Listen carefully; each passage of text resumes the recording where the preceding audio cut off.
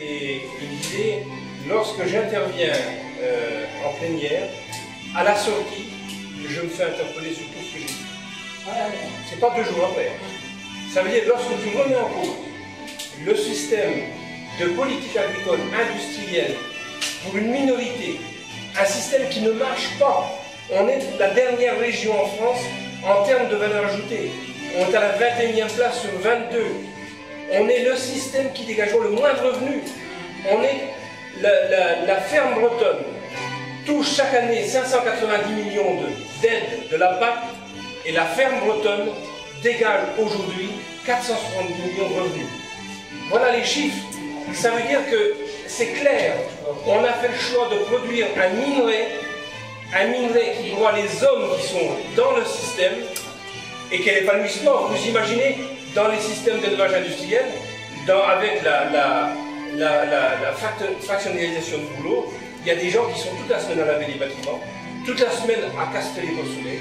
C'est épanouissant, puis encore à la fin de la semaine de faire ce type de boulot, alors que le métier d'éleveur, le métier de paysan, c'est un métier qui est en contact dans sa diversité des choses et qui doit effectivement prendre en compte le respect de la nature, le regard sur la nature, je veux dire la compréhension des écosystèmes et compagnie. Aujourd'hui, l'industrialisation, c'est un système qui ne répond pas du tout aux attentes de la société. Et depuis, je veux dire, depuis l'entrée, le passage du GATT à l'OMC en 1995, on est passé de 830 millions de personnes qui ont faim dans le monde à 1,50 milliard. Aujourd'hui, la faim dans le monde progresse au même rythme que les échanges et que l'industrialisation de la production.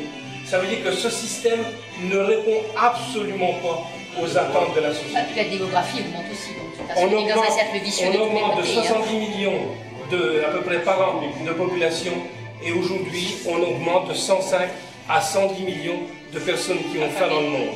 Le nombre de personnes affamées augmente plus que la population mondiale. Et si l'agriculture n'est pas capable de répondre à ces grands défis, eh bien, est-ce qu'on va nous faire croire demain qu'on va convertir, j'allais dire, l'islam à la consommation de production fossile?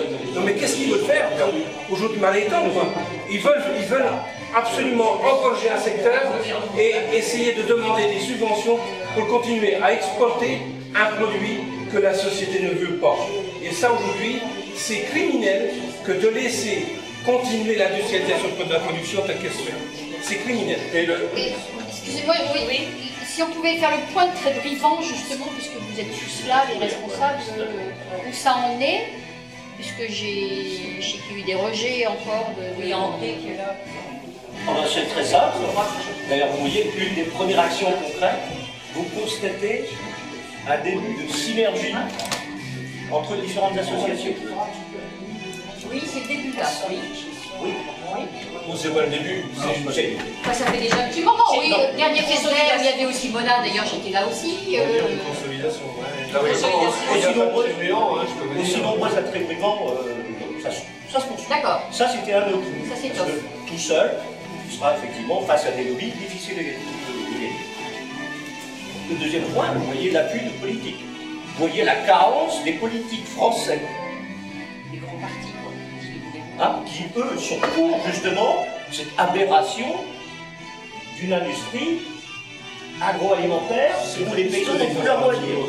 Il y a des comptes vous voyez aussi que les politiques français dans leur ensemble, et en particulier la majorité actuelle, sont capables de sortir des amendements du style. Après, nous avons les actions en justice. Oui, alors justement, c'en est Alors, nous avons des actions en justice. Il y a eu un référé suspension à Rennes où le juge a refusé de juger et a donc renvoyé l'affaire au fond. C'est-à-dire fait, moi je m'en lave les mains. Voilà. Hein? Alors, qu'avons-nous fait? Nous avons fait appel de ce non-jugement. Et donc, je suis ravi de vous dire qu'actuellement, c'est aux mains du Conseil d'État, qui lui n'est pas breton. Donc nous avons réussi, d'une certaine façon, à délocaliser la procédure judiciaire. À lui donner une dimension nationale. Oui, voilà. À lui donner une dimension Ça, c'est nationale. important. Oui. Par l'intermédiaire d'élus d'Europe Écologie, la question de Trévis-Vivant a été posée au Parlement européen. D'accord. Voilà. D'accord. Eh ben, la justice parisienne sera peut-être plus réceptive. Consciente. Il faut que vous sachiez que Trévis-Vivant, quelque part, c'est un symbole. C'est Oui, un oui, Parce tout à que fait, mais ça, j'ai bien compris. Trévis-Vivant correspond à une montée en puissance du système concentrationnaire d'élevage en Bretagne à travers la réalisation de maternités porcines gigantesques. Jusqu'alors,